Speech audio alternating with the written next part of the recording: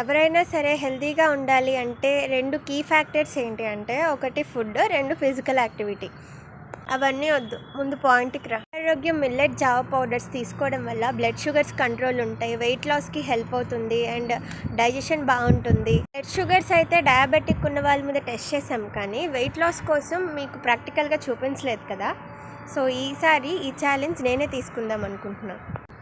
నిద్ర లేస్తే నాకు సాలిడ్ ఫుడ్ కావాలి, నేను జావలు తాగునని సొల్లు చెప్పుద్ది. ఈవిడ జావలు తాగుతుందా?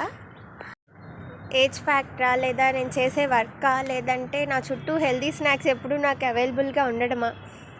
విషయం ఏదైనా కొంచెం జావల మీద ఉండడం అండ్ నేను కొంచెం ప్రాపర్గా నా డైట్ నేను మెయింటైన్ చేయడం కొంచెం కొంచెం కష్టం అవ్వచ్చు, బట్ ఇంపాసిబుల్ అయితే కాదు. అండ్ ఈసారి నాకు నా బద్ధకానికి, నా ఇన్కన్సిస్టెంట్కి పోటీ. ఇదంతా 3 రోజులు ముచ్చటక్కో.